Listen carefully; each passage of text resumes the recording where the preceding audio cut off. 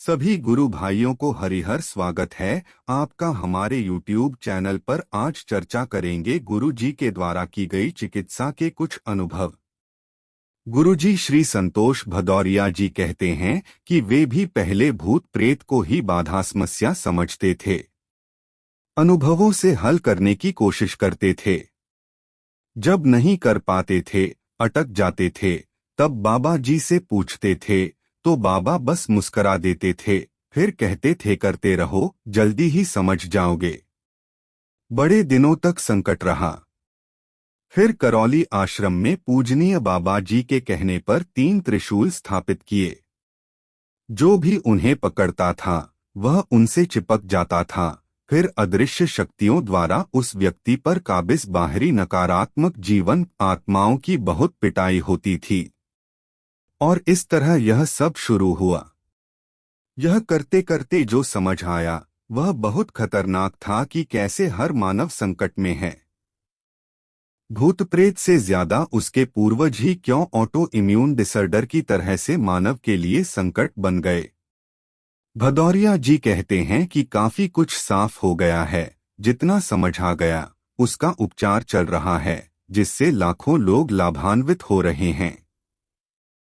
जो बचा है उसी पर अनुसंधान चल रहा है। विश्वास है कि मानव जाति को संकट से निकालने के लिए प्रकृति और भी नए रहस्यों को उजागर करेगी ही। चूंकि करौली धाम में ईश्वरीय चिकित्सा आरंभ हो गई और कई आध्यात्मिक शोध अनुसंधान भी चल रहे हैं, इसलिए इस स्थल का नामकरण ईश्वरीय चिकित्सा विज्ञान एवं अनुसंधान केंद्र करौली धाम के रूप में किया गया। यहीं पर हुए शोध में यह तथ्य सामने आया है कि बाह्य नकारात्मक शक्तियां ही मानव का सबसे बड़ा संकट हैं, जिन्हें परंपरा में भूत प्रेत के रूप में पहचाना गया है। शोध में यह भी उजागर हुआ है कि व्यक्ति की समस्या भूत प्रेत ही नहीं बल्कि उसके अपने पूर्वज और क्रॉस डीएनए के पूर्वज हैं। श्रीमद् भागवत गीता के अध्याय 9 श्लोक 25 में भगवान श्री कृष्ण जी कह रहे हैं कि प्रेतों के बंधन में बंधकर रहने को मजबूर मानव के पूर्वज अपनी मुक्ति के लिए तरस रहे हैं, जो कि दुख व मानसिक पीड़ा तथा मृत्यु के समय की पीड़ा के गहरे भाव में डीएनए में मौजूद रहते हैं। वे अभी भी भारी समस्या और गहरे दुख में हैं। उन्हीं की वजह से व्यक्ति भी समस्याओं और दुखों से घिरे रहते हैं। उनकी मौजूदगी के कारण ही उनके जीवन काल के रोग व समस्याएं परिवार के सदस्यों में दिखाई देने लगती हैं। तमाम दवा, इलाज, झाड़फूंक, तंत्र मंत्र, टोना टोटका के बावजूद व्यक्ति स्वस्थ होने के स्थान पर और अधिक समस्या में घिरते जाते हैं। अंततः समस्या या रोग असाध्य होकर मौत का कारण बन जाती है।